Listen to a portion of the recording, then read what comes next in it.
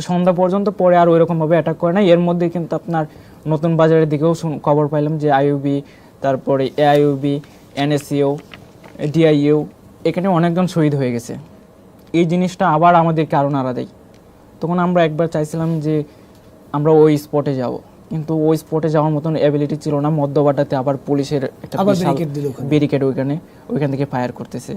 তো ওদেরকে আমরা চাইছিলাম যে ওদেরকে প্রোটেস্ট করার জন্য আমরা যাই, এখান থেকে 2000 স্টুডেন্ট আমরা ওইদিকে যাই, কিন্তু সেটা আর করতে পারি না। মিডিল বাটাতে ওরা আটকাই দেয়। তো ওইখান থেকে আমরা ব্রেকের সামনে ছিলাম। ওই সময় আবার দেখা যায় যে টিভি সেন্টারে আগুন ধরিয়ে দেয়। আসলে টিভি সেন্টারে আমরা স্টুডেন্টরা কেউ ওইরকমভাবে আগুন ধরাই নাই। আমি নিজে ওইখানে ছিলাম না, তবে আমি যতটুকু আমার ফ্রেন্ড সার্কেল থেকে নিয়েছি যে ওইখানে টিভি সেন্টারে যে আগুনটা ধরাইছিল এটা আমাদের স্টুডেন্টরা করে নাই, এটা আউট কেউ হয়তো করেছে, যেটা পরবর্তীতে ব্লেম আসছে যে স্টুডেন্টরা এটা করছে। আর এক্স্যাক্টলি আমি ক্লিয়ার করে বলতে পারি যে এটা স্টুডেন্টদের কাজ না। না, স্টুডেন্ট এটা কেন করবে? তাদের স্টুডেন্টরা এটা করে কারণ আমাদের শান্তিপূর্ণ একটা ছিল, আমরা শান্তিপূর্ণ আন্দোলন এবং রাষ্ট্রীয় কোনো কিছু আমরা নষ্ট করব কখনোই না। হ্যাঁ, তো ওই শিক্ষার্থীরা তো রাষ্ট্রীয় সম্পদ মানে ধ্বংস করার জন্য আন্দোলনের নামে নেই। এইটা নানা দিক থেকে এই ধরনের কমপ্লেন আসতেছিল যে এই বিটিবিতে আগুন দেওয়া, মেট্রো রেল পোড়ানো, এগুলো পরবর্তীতে আমরা বিভিন্ন নিউজে দেখেছি এগুলো আসলে অন্য আরেকটি পক্ষের কাজ, যারা করে তারা ছাত্রদের উপর সেই দোষারোপটা দিচ্ছে। তো তোমরা হচ্ছে তখন ওই 18 তারিখে রামপুরার ওই জায়গা থেকে শুরু করে বাড্ডা পর্যন্ত এই অংশটার মধ্যে তোমরা বিচরণ করছিলে? হ্যাঁ, এক্স্যাক্টলি। ওই সময় দেখা যায় আপনার সন্ধ্যার দিকে আমার বাসায় যাই, বাসায় গিয়ে আবার দুপুরে খাবারটা খেয়ে আবার 7টার দিকে আবার আসি, কারণ ওই সময় আরো 7টার সময় ফায়ার হইতেছে।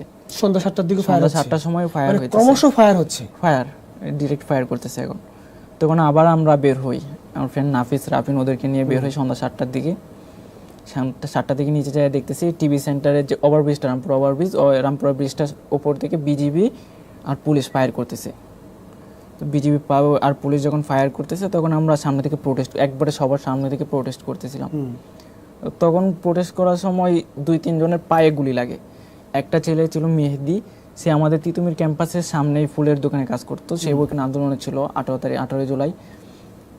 তো 18 জুলাই ও রাত 8টার সময় ওর গুলিটা লাগে, সামনের দিক থেকে লাগা পিছন দিক দিয়ে বের হয়, ওর হাড় 6 ইঞ্চি চলে গেছিল। বিজিবির ফায়ার ছিল এটা। তার মানে এটা তো স্বাভাবিক, মানে স্বাভাবিক অবস্থা ব্যবহার করে নাই, স্বাভাবিক নয়। 6 ইঞ্চি হাড় চলে গেছে। ও এখন মনে নিটুর থেকে কয়েকদিন আগে রিলিজ নিয়েছে, এখন মনে হয় গণস্বাস্থ্য কেন্দ্রতে আছে। ওর পাশাপাশি আরো 2-3টা ছেলের পায়ে বুলেট লাগে। ওরা ওই সময় ওরা বুকের দিকে খুব উপর সাইডে কম মারছে, সবগুলো নিচে মারছে। আচ্ছা, একবার পঙ্গু বানাই দিচ্ছে সব কয়টাকে। ওই সময় রাত 8টা-9টার সময় ওইখানে 3 থেকে 4 জন হবে, ওদের পায়ে গুলি লাগে। আর এমন ডেঞ্জার হয়ে পাটা একবারে ভেঙে যায়।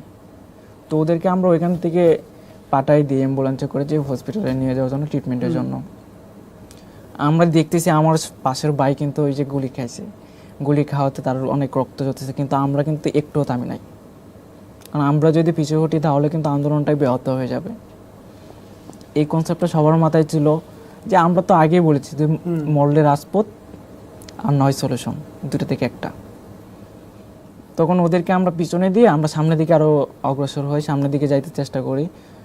তো আমরা ওদেরকে প্রোটেস্ট করতেছিলাম, ওরা ফায়ার বেশি করতেছে। রাত 11:30 পর্যন্ত ওইখানে ফায়ার করছে ওরা, আমরা 11:30 পর্যন্ত প্রোটেস্ট করছিলাম। তো এক সময় শরীর এত পরিমাণ ক্লান্ত হয়েছে আর পারতেছি না, তখন আমার চয়ন ভাই বলতেছে বাসায় চলে যাই আজকের মতো। ওরা যখন মানে আমি জানতে চাচ্ছি যে ওরা যখন তোমাদেরকে ক্রমশ ফায়ার করে যাচ্ছে, তোমরা কিভাবে প্রোটেকশন নিতে? তো এলোপাথারি গুলি করতে। প্রোটেস্টটা হচ্ছে আপনার এই যে ঢিল মারছিলাম আমরা ওদের উপর, ইট পাটকেল ছুঁড়ে মারতেছিলাম, কিন্তু একবারও মনে হয় না যদি একটা গুলি তোমার বুকে এসে লাগে বা তোমার বুকে। অবশ্য তোমার দেখতে দেখতে ব্যাপারটার মধ্যে এমন একটা জায়গায় চলে গিয়েছিল যে এগুলো আর মাথায় কাজ করছিল না, তখন কিন্তু সাউন্ড গ্রেনেড এত পরিমাণ